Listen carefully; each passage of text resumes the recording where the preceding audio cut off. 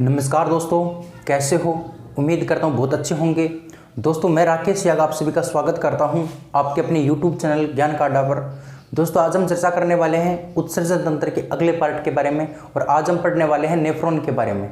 जैसा कि आपको पता है, हम बात कर रहे थे उत्सर्जन तंत्र क्या होता है। उत्सर्जन तंत्र की बनावट हमने पढ़ी थी। कल हमने किडनी वृक्क के बारे में पढ़ा था, मूत्र वाहिनी के बारे में पढ़ा था, मूत्राशय के बारे में पढ़ा था, मूत्र मार्ग के बारे में पढ़ा था। उम्मीद करता हूँ आपने पीछे की वीडियो देखे होंगे और फिर इस वीडियो के ऊपर आप आए होंगे। इस वीडियो में हम पढ़ने वाले हैं नेफ्रॉन के बारे में। दोस्तों, वृक्क जो होता है ना, किडनी होती है, किडनी किसके द्वारा काम करती है? इसी नेफ्रॉन के द्वारा काम करती है। तो आज का हमारा जो टॉपिक होने वाला है वो नेफ्रॉन से संबंधित होने वाला है। तो वीडियो बहुत इंटरेस्टिंग होगा, अंत तक बने रहिए। जो भी बातें मैं बताता हूँ उनको नोट कर लीजिए, जिससे कि आपको 10th क्लास की एग्जाम जब आएगी ना तो आपको फ़ायदा हो। वीडियो अच्छा होगा, मैं ये गारंटी लेता हूँ। पहले ही लाइक कर दीजिए, चैनल को सब्सक्राइब कर लीजिए और शेयर नाम आ रहा है ना, उस बटन को क्लिक करके आप अपने दोस्तों तक इस वीडियो को शेयर कर दीजिए। इसके साथ साथ आप हमें फेसबुक, इंस्टाग्राम और टेलीग्राम पर भी फॉलो कर सकते हैं। टेलीग्राम पर फॉलो करने के लिए आपको टेलीग्राम जो ऐप होती है उसमें सर्च करना पड़ेगा ज्ञान का अड्डा, है ना। ज्ञान का अड्डा अगर आप सर्च करोगे तो आपको हमारा चैनल मिलेगा, उसको ज्वाइन कर लेना, वहाँ से आपको PDF वगैरह मिलती रहती हैं। चलिए दोस्तों, शुरू करते हैं। आज का वीडियो बहुत ही धमाकेदार होने वाला है। आज हम बात करेंगे नेफ्रॉन के बारे में। तो मैं सबसे पहले मैं आपको नेफ्रॉन की बनावट पढ़ाऊंगा, फिर मैं आपको नेफ्रॉन की क्रियाविधि पढ़ाऊंगा। दो बातें इस चैप्टर में पढ़ाने वाला हूँ, इस पार्ट में पढ़ाने वाला हूँ।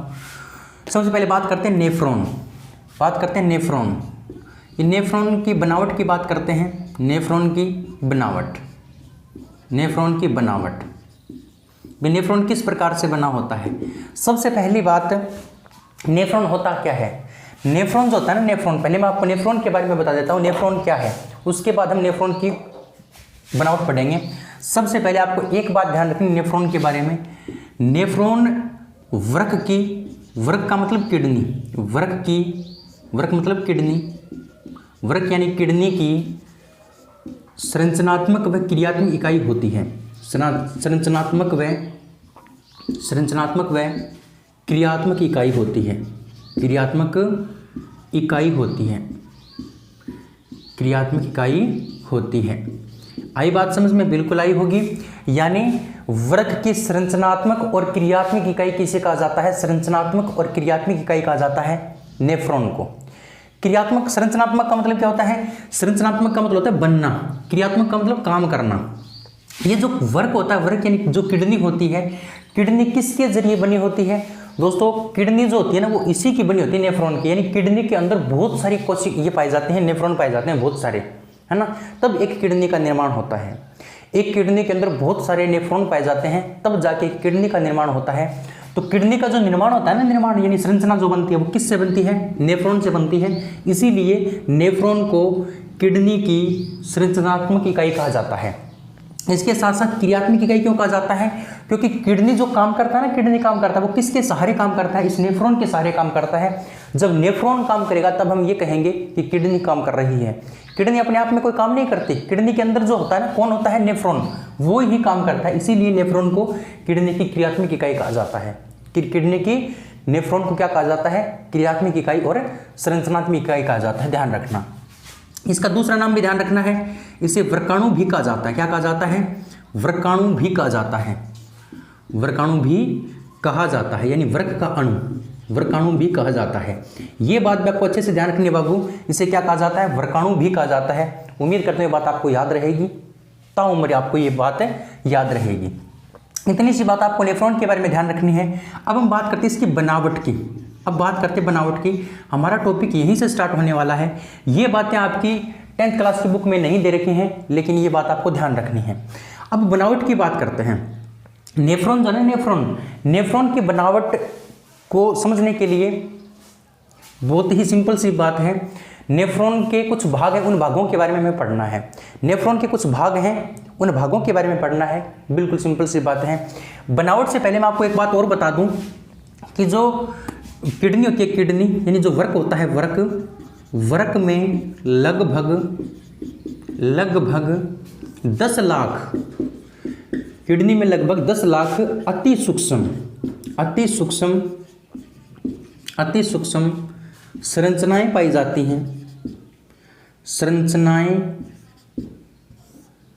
संरचनाएं पाई जाती हैं जिन्हें नेफ्रॉन कहा जाता है, जिन्हें नेफ्रॉन कहा जाता है, नेफ्रॉन कहा जाता है, जिन्हें नेफ्रॉन कहा जाता है। आई बात समझ में? बिल्कुल सिंपल सी बात है। जो हमारा वृक्क होता है, वृक्क, उस वृक्क में लगभग 10 लाख अति सूक्ष्म संख्या में तो 10 लाख होती हैं। अति सूक्ष्म का मतलब बहुत छोटी छोटी होती हैं, अति सूक्ष्म का मतलब बहुत छोटी छोटी होती हैं, और उन्हें ही हम क्या बोलते हैं? नेफ्रॉन बोलते हैं। अब हम पढ़ते हैं बाबू इसकी नेफ्रॉन की बनावट के बारे में। नेफ्रॉन की बनावट के बारे में, नेफ्रॉन किस प्रकार से बना होता है वो मैं आपको बताने वाला हूं। पहले इतनी बातों को आप लिख लीजिए, फिर हम आगे बात करते हैं इसकी बनावट के बारे में। बिल्कुल आपने इसका स्क्रीनशॉट ले लिया होगा, बाद में लिख लेना, पहले इसका स्क्रीनशॉट ले लीजिए, फिर हम आगे बढ़ते हैं। एक एक बात मैं आपको अच्छे से बताऊंगा, एक एक पॉइंट आपको अच्छे से बताने की कोशिश करूंगा, एक पॉइंट भी नहीं छोड़ूंगा जो मैं आपको नहीं बताऊं। बस आपका काम है सिर्फ अच्छे से स्क्रीनशॉट लेके लिखना, इसका नोट्स बनाना, और बहुत जल्द मैं आपके लिए टेस्ट भी स्टार्ट कर रहा हूं, टेंशन मत लो। अब बात करते हैं बनावट की, नेफ्रॉन की बनावट की बात करते हैं। तो समझना, नेफ्रॉन का प्रारंभिक भाग, यानी हमें पढ़ना क्या है, नेफ्रॉन किस प्रकार से बना होता है। तो समझना, नेफ्रॉन का प्रारंभिक भाग, नेफ्रॉन का प्रारंभिक भाग प्यालेनुमा होता है। कैसा होता है? प्यालेनुमा। नेफ्रॉन का प्रारंभिक भाग प्यालेनुमा होता है, प्यालेनुमा होता है, जिसे नेफ्रॉन का प्रारंभिक भाग प्यालेनुमा होता है, जिसे बोमेन संपुट कहते हैं। जिसे हम क्या बोलते हैं? बोमेन संपुट कहते हैं, बोमेन संपुट कहते हैं। अब समझना कैसे बना होता है प्रारंभिक भाग। इस प्रकार से मैं यहाँ पर चित्र बना रहा हूँ आपके लिए। इस प्रकार से बना होता है ये प्रारंभिक भाग, इस प्रकार से। ये इसका प्रारंभिक भाग है, स्टार्टिंग का भाग। ये स्टार्टिंग का भाग है, और ये देखेंगे ना तो इसको एक, इसका आकार प्याले के आकार का है। किस प्रकार का है? प्याले का आकार का। और इसी को हम क्या बोलते हैं? इसी को बोलते हैं बोमेन संपुट। क्या बोलते हैं बाबू? बोमेन संपुट बोलते हैं। इसे हम बोमेन संपुट बोलते हैं, ध्यान रखना ये बात। यानी जो नेफ्रॉन होता है, नेफ्रॉन का जो प्रारंभिक भाग होता है, नेफ्रॉन का जो प्रारंभिक भाग होता है वो कैसा होता है? प्यालेनुमा होता है। कैसा होता है? प्यालेनुमा। इस प्रकार से प्याले के आकार का होता है। और इस भाग को क्या कहा जाता है? बोमेन संपुट कहा जाता है। तो क्वेश्चन आपसे पूछ लेगा, नेफ्रॉन के प्रारंभिक भाग को क्या कहा जाता है? बोमेन संपुट कहा जाता है। अब समझना इससे आगे, अब इससे आगे और बता रहा हूं मैं आपको। बोमेन संपुट में, बोमेन संपुट में रक्त कोशिकाओं का, बोमेन संपुट में रक्त कोशिकाओं का जाल पाया जाता है, जाल पाया जाता है, रक्त कोशिकाओं का जाल पाया जाता है, जिसे ग्लोमेरुलस कहते हैं। जिसे हम क्या बोलते हैं? ग्लोमेरुलस कहते हैं। अब समझना इस बात को भी, यानी जो हमारा बोमेन संपुट होता है, बोमेन संपुट, उसके अंदर क्या पाया जाता है? रक्त कोशिकाओं का जाल पाया जाता है। ये हमारा बोमेन संपुट है, और इस बोमेन संपुट के अंदर इस प्रकार से रक्त कोशिकाओं का जाल पाया जाता है। क्या पाया जाता है बाबू? जाल पाया जाता है। और इस जाल को हम क्या बोलते हैं? इस जाल को बोलते हैं ग्लोमेरुलस। क्या बोलते हैं? ग्लोमेरुलस बोलते हैं। देखिए, दो बात मैंने आपको बताई है। जो नेफ्रॉन होता है उसका स्टार्टिंग का भाग एक प्याले के आकार का होता है, उस भाग को बोलते हैं बोमेन संपुट। और बोमेन संपुट के अंदर रक्त कोशिकाओं का जाल पाया जाता है, जिसे हम क्या बोलते हैं? ग्लोमेरुलस बोलते हैं। क्या बोलते हैं बाबू? ग्लोमेरुलस बोलते हैं। आई बात समझ में? बिल्कुल आई है। आगे देखिए, बोमेन संपुट, बोमेन संपुट तथा ग्लोमेरुलस को संयुक्त रूप से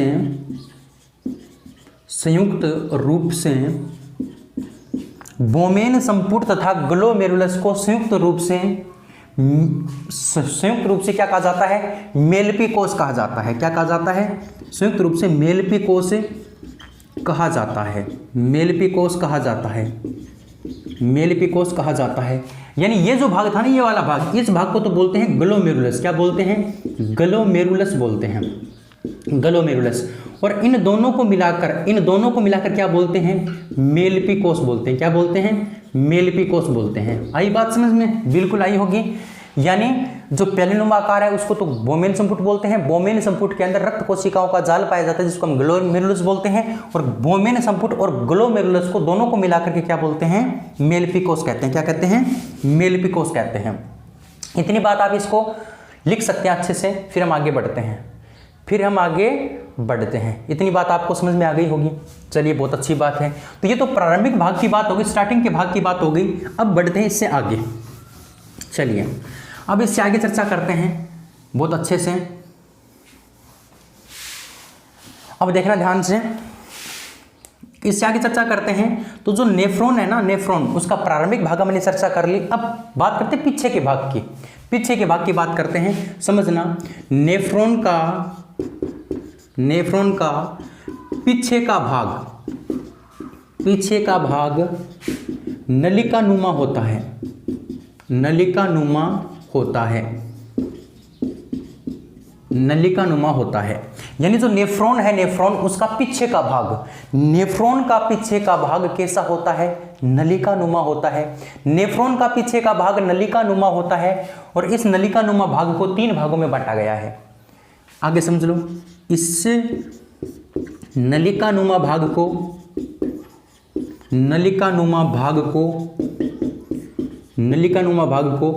3 भागों में विभाजित किया गया है। 3 भागों में विभाजित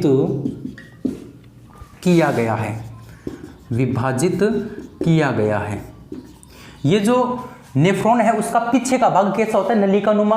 और इस नलिकानुमा भाग को कितने भागों में बांट दिया? 3 भागों में। और वो 3 भाग कौन कौन से हैं? पहला भाग है समीपस्थ कुंडलित नलिका।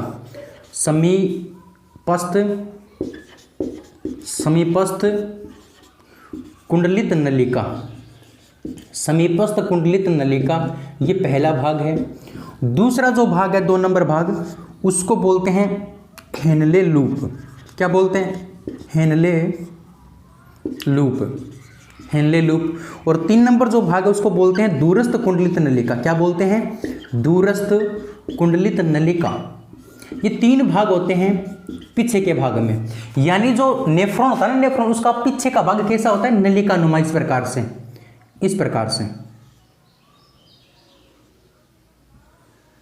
मैं चित्र बना के आपको बता रहा हूं।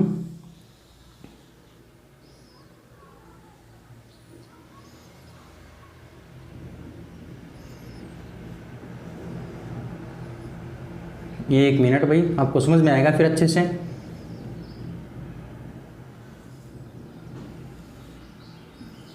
इस प्रकार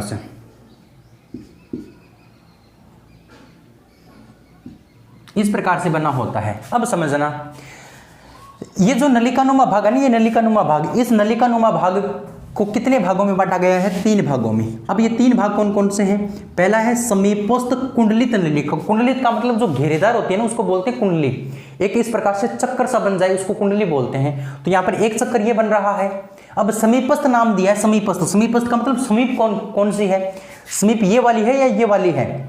भाई इस प्रारंभिक भाग के समीप तो यही है, इसलिए इसको क्या नाम दे दिया? समीपस्थ कुंडलित नलिका नाम दे दिया। इसको बोल दिया समीपस्थ कुंडलित नलिका। समीपस्थ कुंडलित नलिका, इस भाग को बोलते हैं समीपस्थ कुंडलित नलिका। फिर है हेनले लूप। हेनले लूप जो है ना, हेनले लूप, वो आपको जो यू दिखाई दे रहा है ना, ये वाला यू दिखाई दे रहा है, इस यू को बोलते हैं हेनले लूप। क्या बोलते हैं? हेनले लूप बोलते हैं। हेनले लूप कहा जाता है। इस यू आकार को हेनले लूप कहा जाता है। और ये दूर जो आपको कुंडली दिखाई दे रही है, ये कुंडली, इस कुंडली को बोलते हैं दूरस्थ कुंडलित नलिका। क्या बोलते हैं? दूरस्थ कुंडलित नलिका बोलते हैं। इस दूर वाले भाग को क्या बोलते हैं? दूरस्थ कुंडलित नलिका बोलते हैं। ये हमारा नेफ्रॉन होता है। इस प्रकार की संरचनाएं हमारी एक किडनी में 10 लाख पाई जाती हैं। इस प्रकार की संरचनाएं हमारी एक किडनी में कितनी पाई जाती हैं? 10 लाख पाई जाती हैं। ध्यान रखना। आई होगी बात समझ में? बिल्कुल आई है। यानी ये जो नेफ्रॉन होता है उसका स्टार्टिंग का भाग तो पैलेनुमा होता है, उसको हम बोमेन संपुट कहते हैं। बोमेन संपुट में रक्त कोशिकाओं का जाल होता है जिसको हम ग्लोमेरुलस बोलते हैं। बोमेन संपुट और ग्लोमेरुलस दोनों को मिलाकर के संयुक्त रूप से क्या कहा जाता है? मेलिफिकोस कहा जाता है। नेफ्रॉन का पीछे का भाग एक नलिकानुमा होता है, और नलिकानुमा भाग को 3 भागों में बांट दिया। समीपस्थ कुंडलित नलिका, हेनले लूप और दूरस्थ कुंडलित नलिका। अब इनके बारे में चर्चा करेंगे, तीनों के बारे में डिटेल से। सबसे पहले हम चर्चा करने वाले हैं किसके बारे में, समीपस्थ कुंडलित नलिका के बारे में। इसका आप स्क्रीनशॉट ले लीजिए, फिर हम आगे बढ़ते हैं। इसका स्क्रीनशॉट ले लीजिए, फिर हम आगे बढ़ते हैं। बिल्कुल आपने इसका स्क्रीनशॉट ले लिया होगा। अब हम बात करने वाले हैं किसके बारे में, अब हम बात करने वाले हैं समीपस्थ कुंडलित नलिका के बारे में। समीपस्थ कुंडलित नलिका के बारे में, ये जो समीपस्थ कुंडलित नलिका है ये किसका भाग है, बनावट का भाग है, नेफ्रॉन की बनावट का भाग। समीपस्थ कुंडलित नलिका, समीपस्थ कुंडलित नलिका, समीपस्थ कुंडलित नलिका के बारे में चर्चा करते हैं। तो देखिए ध्यान से, समीपस्थ कुंडलित नलिका क्या करती है, क्या काम करती है, वो तो मैं बाद में बताऊंगा, जब मैं आपको क्रियाविधि पढ़ाऊंगा तब पढ़ाऊंगा। लेकिन समीपस्थ कुंडलित नलिका होती क्या है वो आपको ध्यान रखना है, समझना। नेफ्रॉन का प्रारंभिक नलिकानुमा भाग,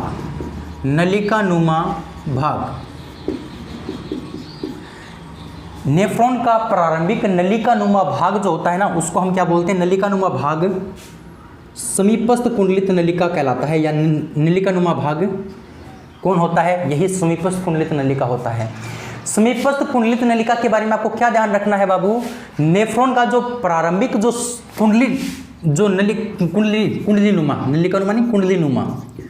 कुंडलीनुमा स्टार्टिंग का जो कुंडलीनुमा भाग होता है उसको हम क्या बोलते हैं, समीपस्थ कुंडलित नलिका बोलते हैं। यानी नेफ्रॉन का पहला कुंडलीनुमा भाग समीपस्थ कुंडलित नलिका कहलाता है। ये बात आपको ध्यान रखनी है। अब इसके बारे में और भी आपको ध्यान रखना है, यह बोमेन संपुट से जुड़ा होता है, बोमेन संपुट से जुड़ा होता है, बोमेन संपुट से जुड़ा होता है। अब बोमेन संपुट हमने किसको कहा था, इस प्यालेनुमा भाग को हमने बोमेन संपुट कहा था। और ये समीपस्थ कुंडलित नलिका किससे जुड़ी है, इसी बोमेन संपुट से जुड़ी है। यही बात हमने लिखी है, ठीक है। अब बात करते हैं, ये जो समीपस्थ कुंडलित नलिका है ये खुलती कहाँ पर है, यह हेनले लूप में खुलती है, यह हेनले लूप में खुलती है, यह हेनले लूप में खुलती है। हेनले लूप में खुलने का मतलब होता है कि अपना जो सामान है वो सबसे पहले किसको देती है, अपना सामान सबसे पहले इसी हेनले लूप को देती है। यानी इस ग्लोमेरुलस से जो सामान आएगा वो किसके पास आएगा, समीपस्थ कुंडलित नलिका के पास आएगा। और समीपस्थ कुंडलित नलिका अपना सामान किसको दे देती है, इस हेनले लूप को दे देती है। इसीलिए हमने क्या कहा है कि जो समीपस्थ कुंडलित नलिका होती है वो किसके अंदर खुलती है, हेनले लूप में खुलती है। खुलने का मतलब अपना सामान देना, अपना सामान किसको देती है, सबसे पहले इस हेनले लूप को देती है। इसीलिए हमने ये बात लिखी है। ये बात आपको समझ में आई होगी, चलिए बहुत अच्छी बात है। ये हमारी समीपस्थ कुंडलित नलिका हो गई। अब हम बात करते हैं 2 नंबर हेनले लूप के बारे में, हेनले लूप के बारे में। तो समझना, जो यू आकृति का भाग, यू आकार का भाग क्या कहलाता है, हेनले लूप कहलाता है। यू आकार का जो भाग होता है वो क्या कहलाता है, हेनले लूप कहलाता है। आपसे क्वेश्चन पूछ लेगा कि नेफ्रॉन का यू आकृति का भाग, नेफ्रॉन का यू आकृति का भाग क्या कहलाता है, तो ध्यान रखना, हेनले लूप का यू आकृति का जो भाग होता है वो कहलाता है हेनले लूप। क्या कहलाता है, हेनले लूप कहलाता है। नेफ्रॉन का यू आकृति का भाग क्या कहलाता है, हेनले लूप कहलाता है। ये बात आपको अच्छे से ध्यान रखनी है बाबू। चलिए, हेनले लूप के बारे में आपको इतनी सी बात ध्यान रखनी है। हेनले लूप किस में खुलेगा, हेनले लूप खुलता किस में है, हेनले लूप यह, ये बात लिख लो, यह समीपस्थ कुंडलित नलिका से जुड़ा होता है, समीपस्थ कुंडलित नलिका से, समीपस्थ कुंडलित नलिका से जुड़ा होता है, जुड़ा होता है। एक बात। दूसरी बात, यह दूरस्थ कुंडलित नलिका में खुलता है, दूरस्थ कुंडलित नलिका में, दूरस्थ कुंडलित नलिका में खुलता है। यह भी आपको ध्यान रखना है। खुलने का मतलब अपना सामान देना। भाई ये जो हेनले लूप है ये अपना सामान किसको देगा, इस कुंडली को देगा। और इस कुंडली का क्या नाम है, दूरस्थ कुंडलित नलिका। और ये जुड़ा किससे होता है, ये जुड़ा होता है इधर तो समीपस्थ से और इधर किससे जुड़ा होता है, दूरस्थ से। ठीक है, दोनों बातें मैंने आपको बता दी यहाँ पर। इतनी बात का आप स्क्रीनशॉट ले लीजिए। फिर हम बात करते हैं दूरस्थ कुंडलित नलिका के बारे में। लास्ट हम चर्चा करने वाले हैं दूरस्थ कुंडलित नलिका के बारे में। इसका स्क्रीनशॉट आपने ले लिया होगा। अब हम बात करते हैं दूरस्थ कुंडलित नलिका के बारे में। चलिए, दूरस्थ कुंडलित नलिका किस प्रकार से बनी होती है वो चर्चा कर लेते हैं। 3 नंबर है दूरस्थ कुंडलित नलिका। दूरस्थ कुंडलित नलिका, दूरस्थ कुंडलित नलिका की चर्चा करते हैं।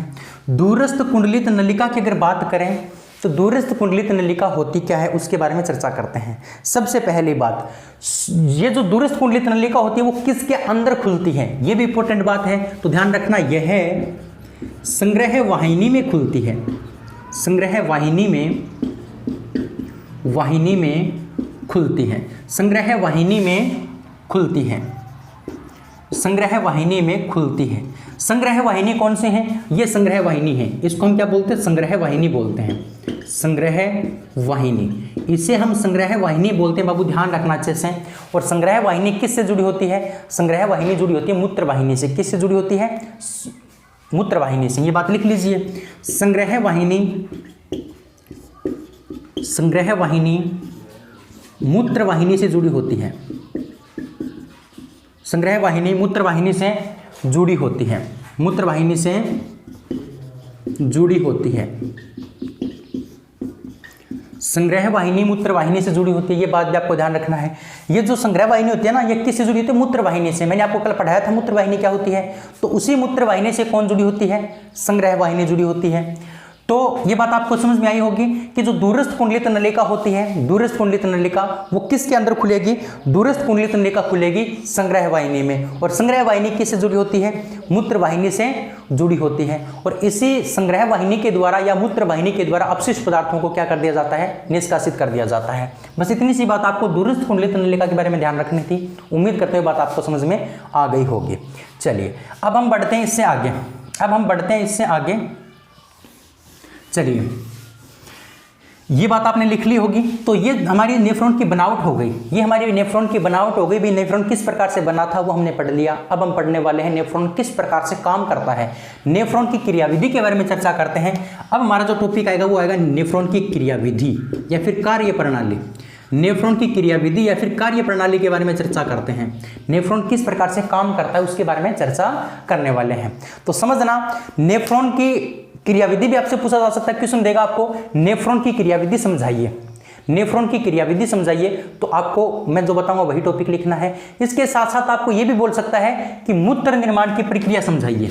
ये भी बोल सकता है मूत्र निर्माण की प्रक्रिया। मूत्र निर्माण की प्रक्रिया, मूत्र निर्माण की प्रक्रिया, मूत्र निर्माण की प्रक्रिया समझाइए। ये 2 बात आपसे पूछा जा सकता है। ये 2 बात आपसे पूछ सकता है। दोनों में बात लिखनी एक ही है आपको। क्वेश्चन किस प्रकार से देगा? नेफ्रॉन की क्रियाविधि को समझाइए, तो भी आपको यही बात लिखनी है जो मैं आपको बताने वाला हूं। क्वेश्चन आपको ये दे दे कि मूत्र का निर्माण कैसे होता है, तो भी आपको यही बात लिखनी है जो मैं आपको बताने वाला हूं। तो सबसे पहले स्टार्ट करते हैं क्रियाविधि को। ये जो नेफ्रॉन की क्रियाविधि होती है, नेफ्रॉन की क्रियाविधि को 3 भागों में बांटा गया है। कितने भागों में बांटा गया है? 3 भागों में। समझना, इसकी क्रियाविधि को 3 भागों में बांटा गया है। 3 भागों में बांटा गया है। 3 भागों में बांटा गया है।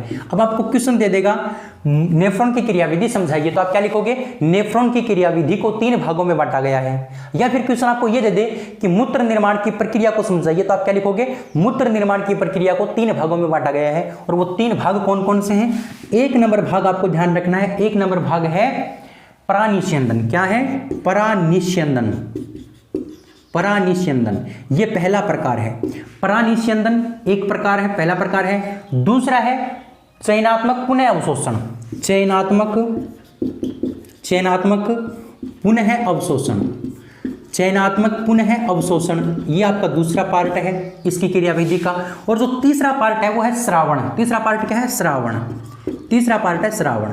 अब इनके बारे में ही चर्चा करने वाले हैं। जो मूत्र होता है, मूत्र वो किस प्रकार से बनता है? 3 भागों में बनता है। कितने भागों में बनता है बाबू? 3 भागों में। या फिर नेफ्रॉन कितने भागों में काम करता है? 3 भागों में काम करता है। इसकी क्रियाविधि को 3 भागों में बांटा गया है और यही चर्चा हम करने वाले हैं।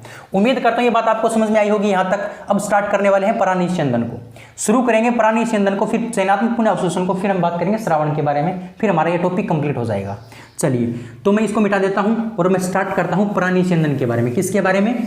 परानिस्यंदन के बारे में चर्चा करता हूं। तो एक नंबर जो टॉपिक है, एक नंबर जो पॉइंट है क्रियाविधि का, वो है परानिस्यंदन। परानिस्यंदन, परानिस्यंदन ये पहला प्रकार है, समझ लीजिए परानिस्यंदन के बारे में। परानिस्यंदन हमारा पहला प्रकार है बाबू, ध्यान रखना। परानिस्यंदन, परानिस्यंदन होता क्या? देखो, परा का मतलब प्रारंभिक और निस्यंदन का मतलब छानना। परा का मतलब प्रारंभिक और निस्यंदन का मतलब छानना। मैं यहां पर बता देता हूं आपको। परा का मतलब प्रारंभिक, परा का मतलब क्या है? प्रारंभिक। परा का मतलब प्रारंभिक और निस्यंदन का मतलब होता है छानना। निस्यंदन का मतलब क्या होता है? छानना। निस्यंदन का मतलब होता है छानना। परा का मतलब प्रारंभिक और निस्यंदन का मतलब छानना, यानी स्टार्टिंग में छानना। किसको छानेगा भाई? जो हमारे शरीर में, किडनी में जो पदार्थ बनेगा ना, उसको स्टार्टिंग में छानना क्या कहलाता है? परानिस्यंदन कहलाता है। तो समझना, शरीर के लिए आवश्यक पदार्थ जैसे, शरीर के लिए आवश्यक पदार्थ जैसे ग्लूकोज, विटामिन, शरीर के लिए आवश्यक पदार्थ जैसे ग्लूकोज, विटामिन आदि का समीपस्थ कुंडलित नलिका के द्वारा, समीपस्थ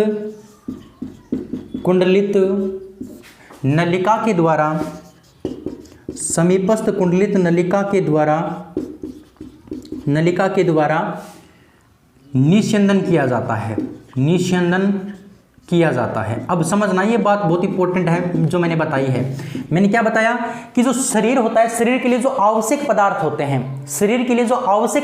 हैं, लाभदायक जो पदार्थ होते हैं, कौन कौन से होते हैं? ग्लूकोज हो गया, विटामिन हो गया। ग्लूकोज और विटामिन को छानने का काम कौन करता है? यही समीपस्थ कुंडलित नलिका करता है। सबसे पहले काम कौन करेगा? परानिस्यंदन का काम कौन करता है बाबू? प्रारंभिक निस्यंदन का काम कौन करता है? स्टार्टिंग में छानने का काम करता है समीपस्थ कुंडलित नलिका। अब समझना, हमारा जो नेफ्रॉन होता है, नेफ्रॉन वो क्या करता है? यहाँ पर रक्त आता है, रक्त कोशिकाओं में क्या आता है? रक्त आता है, और यहाँ से रक्त शुद्ध होकर वापस चला जाता है।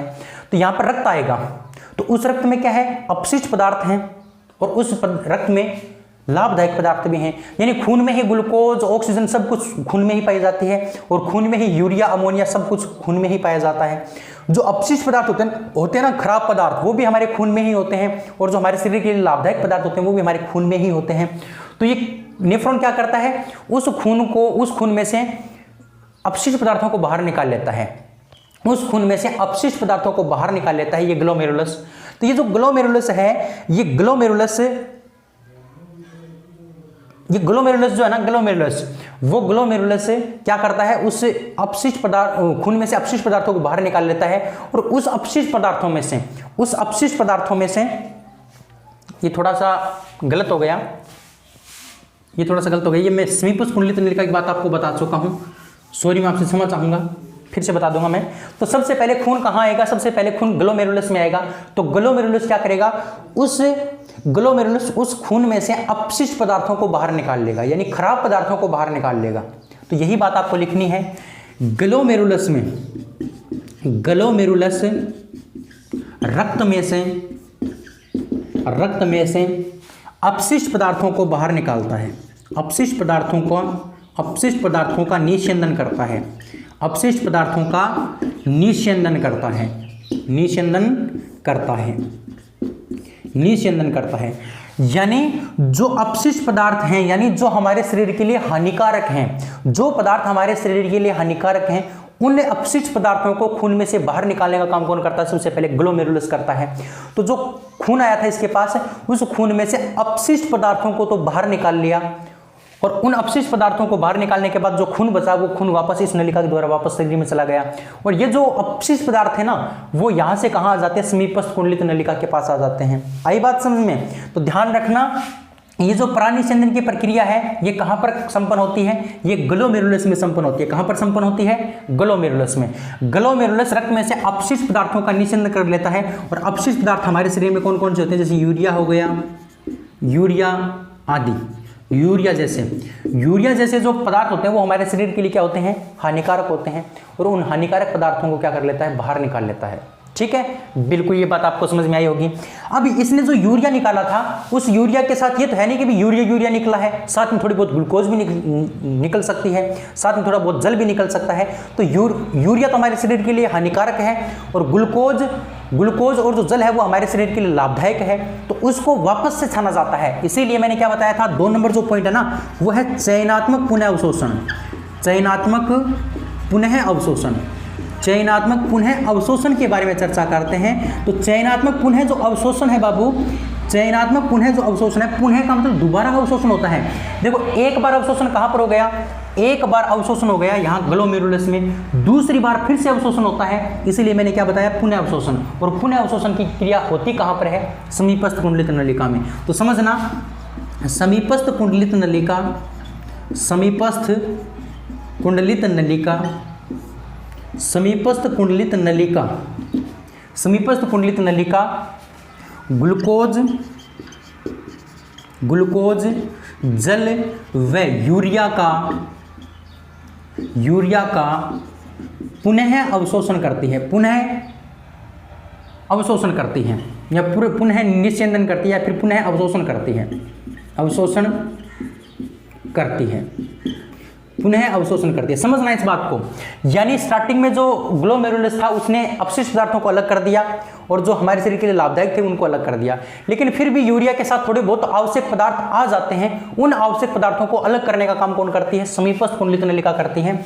इसीलिए समीपस्थ कुंडलित नलिका के बारे में हमने लिखा है पुनः अवशोषण। पुनः का मतलब पुनः छानती है उसको, पुनः छानने के बाद उसको अवशोषित कर लेती है, ग्लूकोज और जल को तो अवशोषित कर लेती है, और यूरिया को कहाँ भेज देती है, हेनले लूप में भेज देती है। कहाँ भेज देती है, हेनले लूप में। और हेनले लूप से वो अपशिष्ट पदार्थ कहाँ चला जाता है, दूरस्थ कुंडलित नलिका में, और दूरस्थ से कहाँ चला जाता है, संग्रह वाहिनी में। और संग्रह वाहिनी किसको दे देती है, मूत्र वाहिनी को। और मूत्र वाहिनी क्या करती है, उससे अपशिष्ट पदार्थ को मूत्राशय में भेज देती है, और मूत्राशय को मूत्र मार्ग के द्वारा क्या कर देते हैं, हम शरीर से बाहर छोड़ देते हैं। यही प्रक्रिया हमारी क्या है, क्रिया विधि है इस नेफ्रॉन की। तो 2 पार्ट हमने कर लिए, प्राणिसंदन कर लिया, चयनात्मक पुनः अवशोषण कर लिया। उम्मीद करते हैं बात आपको समझ में आई होगी। इसका आप स्क्रीनशॉट ले सकते हैं, फिर हम आगे बढ़ते हैं।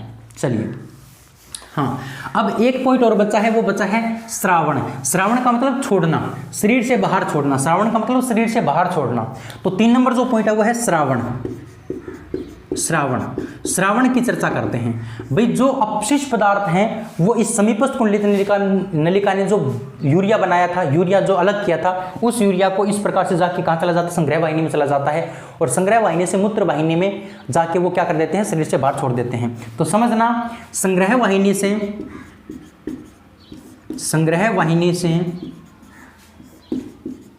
अपशिष्ट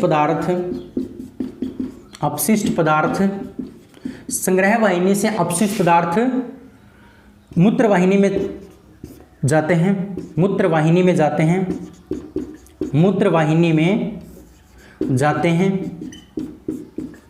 तथा मूत्र वाहिनी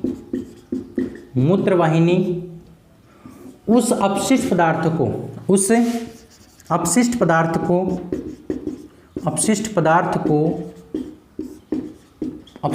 को शरीर से बाहर छोड़ देती है, शरीर से बाहर छोड़ देती है। समझना इस बात को। मैंने क्या बताया, स्टार्टिंग में जो ग्लोमेरुलस है वो तो प्राणिसंदन करता है, यानी प्रारंभिक छानने का काम करता है। तो ये क्या करता है, ये ग्लूकोज, जल और यूरिया को अलग अलग कर देता है, छान देता है उनको। फिर भी यूरिया के साथ कुछ थोड़ा बहुत ग्लूकोज, जल वगैरह चला जाता है, उसको फिर से कौन छानता है, समीपस्थ कुंडलित नलिका छानता है। फिर शुद्ध यूरिया बचता है, उस शुद्ध यूरिया को हेनले लूप में भेजा जाता है, हेनले लूप दूरस्थ कुंडलित नलिका में भेज देता है, और दूरस्थ कुंडलित नलिका संग्रह वाहिनी में भेज देती है। और संग्रह वाहिनी से वो अपशिष्ट पदार्थ यानी वो यूरिया मूत्र वाहिनी में चला जाता है, और मूत्र वाहिनी से मूत्राशय में, और इस प्रकार से हमारे शरीर से बाहर निकल जाता है। और ये जो यूरिया होता है, ये जो अपशिष्ट पदार्थ होता है, ये क्या कहलाता है, मूत्र कहलाता है। क्या कहलाता है, मूत्र कहलाता है। और मूत्र को हम क्या कर देते हैं, शरीर से बाहर छोड़ देते हैं। इसी प्रकार से हमारे शरीर में पूरे दिन रात यही प्रक्रिया चलती रहती है, और यही हमारे नेफ्रॉन की क्रिया है। उम्मीद करता हूं आज का टॉपिक आपको समझ में आया होगा। बस मैं आपको बता दूं, मैं आपको पाचन तंत्र करवा चुका हूं, श्वसन तंत्र करवा चुका हूं, रक्त परिसंचरण तंत्र करवा चुका हूं, उत्सर्जन तंत्र करवा चुका हूं। अब नेक्स्ट जो टॉपिक आएगा वो आएगा जनन तंत्र का। किसका पढ़ने वाले हैं, जनन तंत्र के बारे में पढ़ने वाले हैं। जनन तंत्र का टॉपिक भी बहुत ही ज्यादा मोस्ट इंपॉर्टेंट है, इसलिए मैं आपको कहना चाहूंगा एक एक बात को आप अच्छे से पढ़ लीजिए, एक एक टॉपिक को अच्छे से पढ़ लीजिए, एक एक टॉपिक को अच्छे से लिख लीजिए। मेरा काम है अच्छे से पढ़ाने का, आपका काम अच्छे से पढ़ने का। उम्मीद करता हूं आप अच्छे से पढ़ रहे होंगे, अच्छे से आपकी तैयारी चल रही होगी। आज की इस वीडियो में इतना ही, अगले वीडियो में फिर मिलते हैं। तब तक के लिए जय हिंद, जय भारत, लव यू सभी को, थैंक यू, बाय बाय।